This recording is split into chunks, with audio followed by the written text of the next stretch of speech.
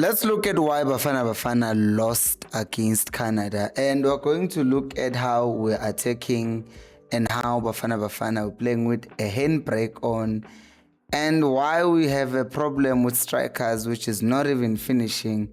And last but not least, we'll also look at when this whole thing worked. So, hello and welcome to the Cutback with me, Coach Mpilo. Here we talk about football, so if you're interested in that, especially the tactical part of it, do make sure that you subscribe. All right, so let's look at the first thing that was the biggest problem. The distance between midfielders. And as you can see here, I said it's the problem with the single pivot. In the second game, in the second half against Czechia, we stopped playing with a single six. Instead, there were two people. It would be Umbata and Umkwen. And then in the third game against South Korea, it was Ustole, Nombat. Playing together, everything was fine. But then Bruce in this game decides that he's going to play one midfielder as a six, which then means he's very isolated. And what usually happens is that with a team that is committing so many people centrally, it's very difficult for this guy who's deep to access these people because the midfield access is just denied because there are so many players of Canada who are blocking those passes through them. So what Bafana would just try to do is play over the block, which is not going to work also because Canada are all over the midfield. Because remember, if you only have 1-6, that means there isn't a lot of people who are committed here. So the rest of them, you see, they will just drop and be behind here. So in that way, if you kick any ball over the first line of pressure, which is the two strikers up here, then you've basically done nothing. Canada still have an advantage in the middle. So when you play the ball there, guess what's going to happen? They're going to win that ball back. And this problem as well is seen in how Mkwena was having such a bad game because he gets the ball and Mfukeng is like 21 meters away from him. So he's forcing a pass to Mfukeng, but there is a lot of concentration of Canada players there. So the ball gets intercepted and now Bafana have to defend. And then Bruce decides to take off the most dangerous player in Bafana in terms of creativity. And with all due respect, Umbata decent as a box-to-box midfielder, but for what they wanted to do, it wasn't solving the problem. The problem was the structure. Because when Bata comes in, look at the structure. We're still playing three midfielders who are very far from each other. Nangus Tole, he's sitting alone there deep, and then you see that Bata comes on and he takes up this role. But the distances are still there. Mfukeng was never the problem. The problem was the structure. And I hate this. I hate it when coaches, there's a structural problem in the team and then they fix it by taking a player off, which does not work and help anyone because the problem in this game was never Mfukeng, but it was about this thing. And as you see as well, even with Umbata on, there is now that space which we obviously create with how we build up. But who's likely going to thrive in the space? Who runs in those channels at Pirates?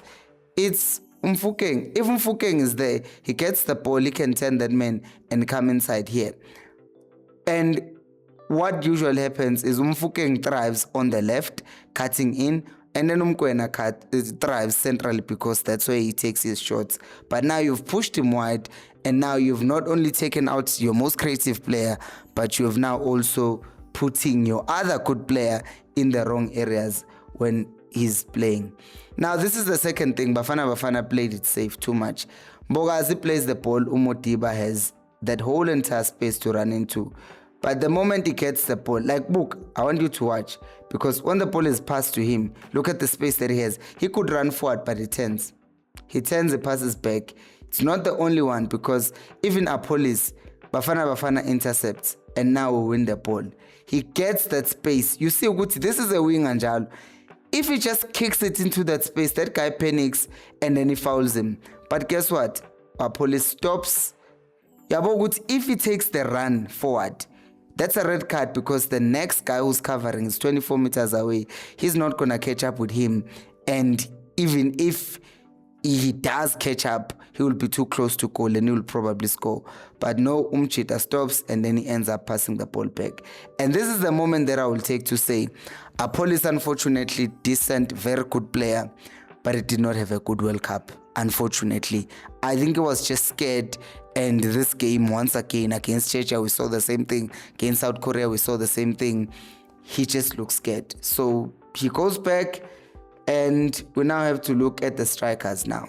So Bafana have the ball. This is Ime Okon. He gets out there to win the ball. He plays it forward to Evidence Makgopa. Makgopa in this area, guys, honestly, can you see someone not scoring from here? The keeper is scrambling, is going backwards, but then Makgopa fails to trap the ball. It's gone. And it's not just that, because here again, we have Mokoena. What a pass this is as well. Outside foot pass, Makgopa is running. Now it's no longer even Makgopa. Yeah, it was still Makgopa. And then by the time Makgopa gets to the ball, like, let me show you. The ball is played over, Makgopa traps it wrong. He could have attacked the space. And even now, he could still play that pass to Apollis. But does he play to Apollis? No. He delays and delays, and then he ends up passing a back pass, and now the move is dead. And then if you think this is a hit piece on Makgopa, no. Because Reyners comes on and you're thinking, well, he's going to help us with that problem. Well, it doesn't, because he gets played in. You see that space. Reyners is a very quick player. Then the ball is played into that space. Okay, Reyners, Hlaba udle. Take that ball with the outside of your foot and then shoot with your left foot. Or run into that space. You're going to force something. A foul. Mokoena is there. He can take a shot. But no, he doesn't. You know what ends up happening? He ends up turning and passing the ball back. It's not the first time, and it wasn't the last time either. There is the ball again. He could let the ball run across. He could take it with his right foot, like inside foot, push it forward. He could take it with the top of his laces and push the ball forward. But what does he do? When it gets to him, he takes it with the outside of his foot, and then the ball no longer goes forward.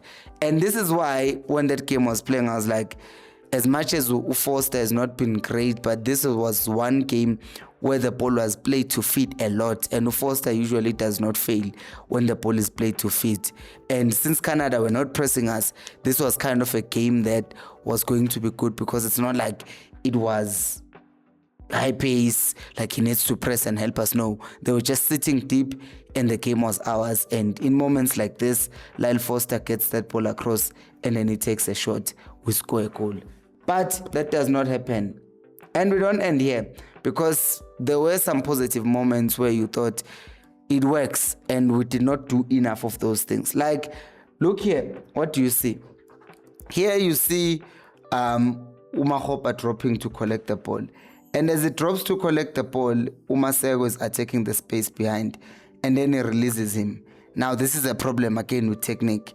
Once Masego is released, you see there, if he just drives into that space quick, without slowing down, or takes it first time with his right foot and passes to Mfokeng, we have a very good chance. But instead, he gets the ball, he wants to slow down because he wants to cut in so that he can come to this area, and then after he gets to this area, the next thing, he tries to score from there. And that's a wrong decision.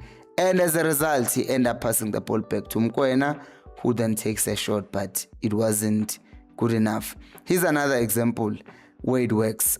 Instead of Mokoena being in midfield or pushing up where he was all along, he now drops into the left back position, and now the actual left back Umodiba would either push into this half space or he would stay wide.